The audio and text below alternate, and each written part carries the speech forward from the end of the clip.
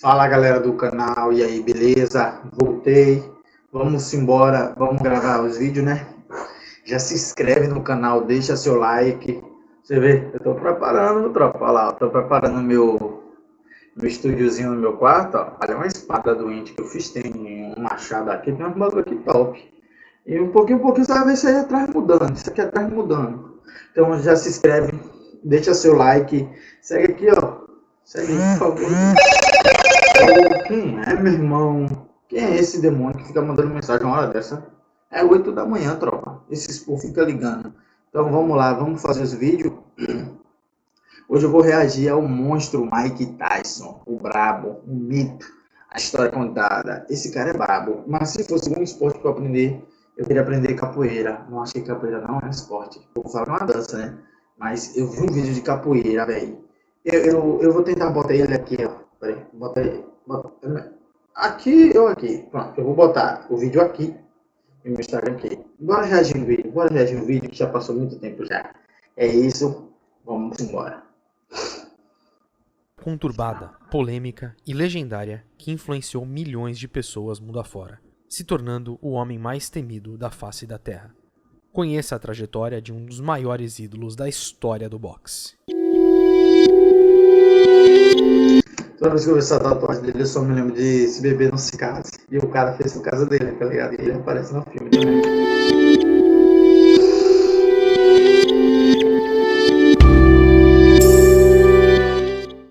O pequeno Michael Gerard Tyson teve uma infância difícil que começou com o abandono.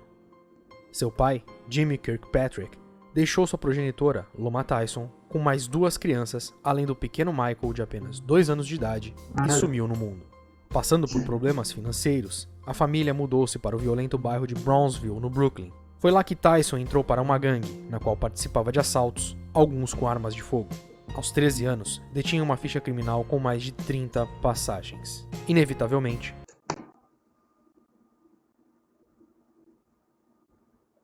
Nossa, 13 anos eu comia cocô. Eu brincava de Power Ranger. E eu ainda tenho até hoje. Ele tá até ali. Meu Deus, Tyson. 30 passagens? Agora já sabemos porque ele era tão bom no boxe, né? Ah, revoltadinho ele. foi parar em um reformatório, mais precisamente o Tyrone School for Boys. Tudo o que foi Mike Tyson começa a ser moldado graças a um estilo de briga de rua que ele mesmo desenvolveu para defender-se do bullying que sofria por ser tímido e ter a voz mais fina do que o usual. É difícil imaginar que o mesmo garoto perseguido e acuado pelos demais se trata do Mike que conhecemos hoje.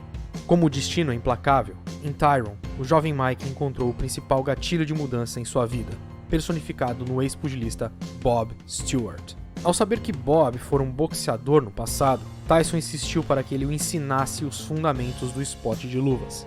Após muito relutar, Stewart concordou que se o delinquente juvenil deixasse de sê-lo, focasse nos estudos e melhorasse seu comportamento, passaria a ele seus ensinamentos. Deu certo. Todo professor fala isso.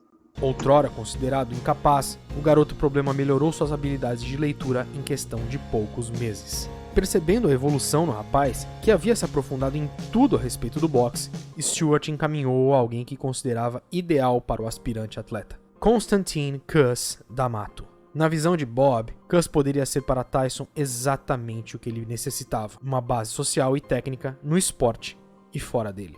D'Amato tinha uma academia em Catskill, também em Nova York, e já havia formado campeões, dentre eles Floyd Patterson como de maior destaque. Mais do que isso, Constantine costumava envolver-se mais com seus pupilos, abraçando-os como sua família, tendo uma relação muito mais próxima entre mentor e seguidor do que costuma acontecer no pugilismo. Foi exatamente o que ocorreu com Mike em 1980. Muito além de uma relação vitoriosa entre lutador e treinador, D'Amato e Tyson eram como unha e carne. O menino tinha agora finalmente uma referência paterna e uma casa estruturada. Cus havia assumido a guarda de Mike junto de sua esposa, Camille, e agora eles viviam sob o mesmo teto. Tudo adotou ele praticamente. isso fazia parte do que o manager havia estabelecido como meta para seu aprendiz, pois, debaixo de sua vigilância e guarda, seu desejo era que o homem que guiaria arrebatasse o cinturão dos pesos pesados em mais tenra idade do que Patterson, que havia conseguido isso aos 21 anos. Sem viver para ver isso, D'Amato acabou conseguindo. Seu planejamento foi seguido à risca das disputas nos amadores às não sancionadas para que Tyson pegasse cancha. Tudo foi calculado por Cus para que ele atingisse este objetivo antes de chegar à maioridade nos Estados Unidos. Em 1985, Michael virava profissional após falhar em classificar-se para os Jogos Olímpicos de 84. Bateu Hector Mercedes na estreia, logo no primeiro round, em Albany. 8 meses e 10 vitórias consecutivas por nocaute depois, porém, tomou o maior golpe de sua vida até então, ao perder seu pai. Cus D'Amato deixava este plano em novembro daquele ano, devido a complicações de uma pneumonia. Kevin Rooney, companheiro do treinador, assumiu as funções de D'Amato no ginásio de Catskill e, por consequência, tornou-se treinador da promessa da categoria máxima, com 19 anos naquela altura. Rooney não mudaria uma vírgula do caminho que Cus havia traçado para Mike rumo ao título, mas, inegavelmente, as consequências desta perda seriam maiores mais à frente. O mais jovem campeão do mundo. Em 22 de novembro de 1986, Tyson alcançara a marca histórica que seu antigo mestre havia lhe colocado como objetivo. Isso porque, ao demolir o hoje falecido jamaicano Trevor Berbick em apenas 2 rounds no Hotel Hilton, em Las Vegas, Iron Mike capturava o cetro mundial do Conselho Mundial de Boxe, o primeiro de sua coleção, e tornava-se o campeão da história dos pesos pesados com apenas 20 anos. Meu Deus do céu, o que foi aquilo ali, minha tropa? Olha, ó. Ele botou aqui, ó. Que seu antigo mestre havia lhe colocado como objetivo. Mais à frente. O mais jovem campeão do mundo. Em 22 de novembro de 1986, Tyson alcançara a marca histórica que seu antigo mestre havia lhe colocado como objetivo. Isso porque, ao demolir o hoje falecido jamaicano Trevor Berbick em apenas 2 rounds no Hotel Hilton, em Las Vegas, Iron Mike capturava o do Conselho Mundial de Boxe, o primeiro de sua coleção, e tornava-se o campeão mais jovem da história dos pesos pesados, com apenas 20 anos e 4 meses vividos. Na luta seguinte, menos de 120 dias depois, venceria James Smith, o quebra-ossos, de forma dominante nos pontos, e se sagraria titular também pela Associação Mundial de Boxe. Mais tarde, ainda em 1987, adicionaria o Baudrier da FIB à sua coleção, único que restava naquele momento. Com a mesma idade de Patterson, já era tricampeão do mundo, muito graças ao torneio promovido pela HBO, que visava a unificação da categoria. O mundo sabia, no entanto, que o monarca linear não era Tyson, e sim Michael Spinks, ex-titular da Federação Internacional de Boxe, que abandonara o título ao não concordar com a competição proposta. Faltava apenas esta vitória para que Mike fosse considerado o maior de todos. Em junho de 88, 3 dias antes de completar 22 primaveras, ele e Spinks encontraram-se em Atlantic City para decidir se a força bruta de um prevaleceria sobre a técnica do outro. Como a história já sabe, Tyson não só venceu, como não tomou conhecimento de seu adversário, provando que era o que realmente se pensava dele. Contudo, a vida pessoal de Mike já não ia bem. O fato de ter se tornado uma estrela muito jovem fez com que decisões erradas lhe ocorressem mais do que as certas. Casou-se com a atriz Robin Givens e naquele mesmo ano, após uma humilhante entrevista no programa de Barbara Walters, separaram-se. Na lista de relações desfeitas, também demitiu Kevin Rooney de seu corner e entrou em litígio com Bill Hayton, seu manager na época. Pouco depois, assinou um acordo promocional com Don King. A zebra do século.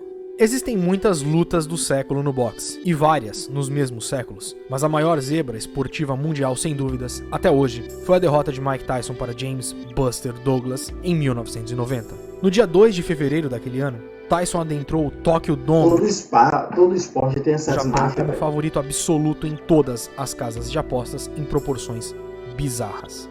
Ninguém em sã consciência achava que Douglas quebraria o recorde invicto de 37 combates que o campeão indiscutível dos pesados ostentava na época. Mas um azarão não é um azarão se a maioria não duvidasse dele. A certeza era tanta quanto ao êxito do nova-iorquino que já estava certo que Mike enfrentaria Evander Holyfield na sequência, recebendo 22 milhões de dólares, a maior bolsa da história até então. Só que, ao passo em que Tyson não levava a sério seus treinos, contava com uma equipe inexperiente de apoio e havia sofrido uma queda de Greg Page em uma sessão de sparring, James Douglas utilizava a perda de sua mãe 23 dias antes da contenda como uma motivação transcendental para treinar como nunca e entrar sem nada a temer no tablado na fatídica manhã. Sim, a luta ocorreu no período matutino devido ao fuso horário para acomodar a programação à TV estadunidense. O desleixo de Tyson e sua equipe eram tamanhos que nem sequer o Answell, aquele objeto de metal que serve para tratar os inchaços durante os intervalos, seu corner levou consigo, tendo que improvisar uma luva cheia de água gelada e gelo como paliativo. Buster dominou as ações no jab,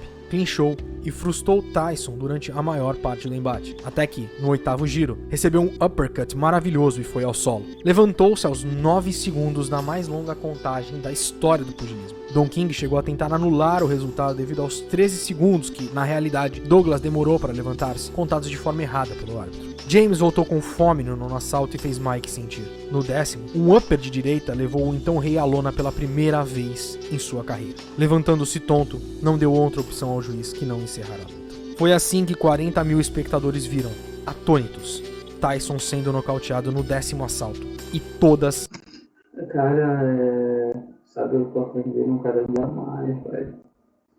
E eu vi que se você não estudar, ou ele não treinou, né? Não estudar, não correr atrás do seu negócio, parceiro, ninguém vai fazer por você. Aí, todo mundo ao redor dele que devia dar apoio a ele, devia ajudar, não tava. Aí, o que aconteceu? Perdeu. As bancas de apostas quebrarem. Prisão e retorno. Ensaiando dar a volta por cima, Tyson venceu Henry Tillman, que o havia tirado dos Jogos Olímpicos, Alex Stewart e Donovan Ruddock 2 vezes, mas sua sequência parou nos tribunais. Em julho de 91, Tyson havia sido acusado pela modelo Desiree Washington de estupro e acabou sendo condenado por este crime em 1992, num caso que gerou enormes polêmicas quanto à veracidade das acusações e aos motivos da condenação do ex-campeão. De uma forma ou de outra, Mike foi sentenciado a 6 anos de prisão, dos quais cumpriu 3. Libertado em 1995, tratou de retornar. Mano, qual foi do cabelo do velho ali, porra? Isso aqui é advogado, é? Olha o cabelo dele, velho, tá igual o meu tá assim também. Caralho, ele ficou preso 3 anos, foi? 6 anos de prisão, dos quais cumpriu 3. Libertado em 1995, tratou de retornar aos tabelados. Caralho, eu nem era nascido, mano. Menos de 6 meses de liberdade depois, ele venceria Peter McNeely após derrubá-lo 2 vezes e ver o empresário de seu oponente entrar no quadrilátero, obrigando o árbitro a desclassificá-lo. A expectativa era tanta que o retorno de Tyson após 4 anos afastado das competições selou um novo recorde de pay-per-views na época e levou mais de 16 mil espectadores ao MGM Grand em Las Vegas, mesmo palco em que, 7 meses depois, derrotou novamente o britânico Frank Bruno e tomou-lhe o título do Conselho Mundial de Boxe. Não aceitando o desafio mandatório de Lennox Lewis, Mike abandonou esta cinta para pelejar contra Bruce Seldon, titular pela associação. Com punches que mal pegaram em Seldon, obteve polêmico nocaute no primeiro assalto, mas saiu vaiado do MGM Grand, apesar de carregar o cinto da AMB consigo. The Real Deal.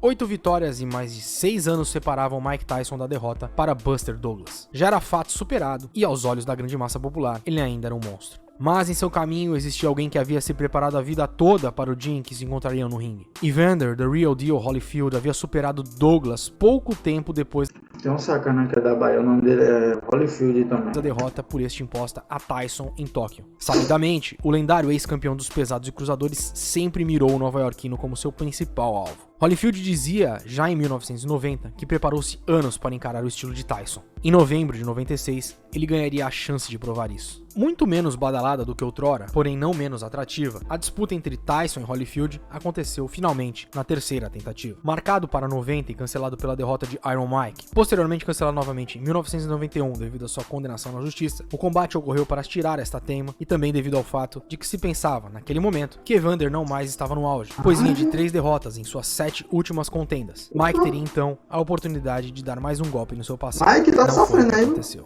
Provando que ainda tinha muito a entregar ao pugilato, Holyfield fez exatamente o que havia planejado. Ficou na melhor distância possível para ele, trocou golpes sem medo e quebrou a confiança de Tyson. No 11º round, após encaixar mais de 10 socos em sequência, Evander obrigou o árbitro a parar a luta, vencendo e levando para casa o Baudrier da Associação Mundial de Boxe. 7 meses se passaram até a aguardada revanche ser realizada. A 2 dias de seu aniversário de 31 anos, Tyson teria a chance de vencer Holyfield novamente, mas acabou protagonizando uma das maiores bizarrices da história do esporte. É chover no molhado descrever o que aconteceu. Reclamando das cabeçadas de Holyfield desde o primeiro confronto, com certa razão, Tyson resolveu descontar da pior forma possível, arrancando um singelo pedaço da orelha de seu adversário com uma mordida. Mills Lane, que mediava as ações, foi ainda tolerante, tirando 2 pontos de Mike, um pela dentada e outro pelo empurrão posterior. Mas a raiva falou mais alto e outro pedaço de Evander acabou sendo arrancado na sequência. Lane não teve opção a não ser desclassificar a fera, como insistentemente Galvão Bueno chamava o antigo campeão dos pesados. O fim. A realidade era que, depois do que houve contra Holyfield, seria absurdo que se levasse Tyson a sério, mas no mundo do boxe, nada que envolva milhões de dólares pode ser considerado tão fora da realidade assim. Em outubro de 99, Mike contribuiu mais ainda para sua fama de profissional fora de foco, ao derrubar Orlin Norris depois do gongo, lesionando o adversário, tornando aquela que seria sua segunda vitória seguida em um no contest, uma luta sem resultado. Um ano depois, novamente aprontou das suas e teve outro êxito revertido quando testou positivo para maconha no teste antidoping para o confronto diante de Andrew Golota. Sendo assim, em 2002, Tyson deveria ser o lutador que vinha de 6 nocautes consecutivos, mas graças às suas atitudes impensadas, somava apenas 4. Ele era temido novamente, mas agora o medo, na verdade, era de que estragasse o show. Ainda que seu histórico recente positivo tivesse sido forjado diante de uma oposição bastante mediana, Memphis, no Tennessee, seria palco do último grande main event da carreira do norte-americano, onde teria mais uma oportunidade de retomar o cinturão máximo da nobre arte. Lennox Lewis era o campeoníssimo na época, e era ele quem seria, junto com Tyson, protagonista na noite de 8 de junho. Muita confusão foi armada, literalmente, para promover a disputa dos cinturões da FIB e do CMB, então em posse de Lewis, incluindo aí gestos obscenos e entreveros físicos entre as equipes durante as conferências de imprensa antes do confronto. Claro que isso devia-se ao fato de que a fé no potencial de Tyson havia diminuído muito. Alguns fãs ainda acreditavam nele, e isso era suficiente. Caralho, eu tô impressionado, velho, com a vida do cara. Porra, ele deve ter a mente fodida. Cara, o cara subiu, velho. Aí desceu, foi preso, desceu. Aí foi se afundando, ferrou na vida pessoal, depois no esporte. Você é louco, mano. Olha como a vida é complicada, velho.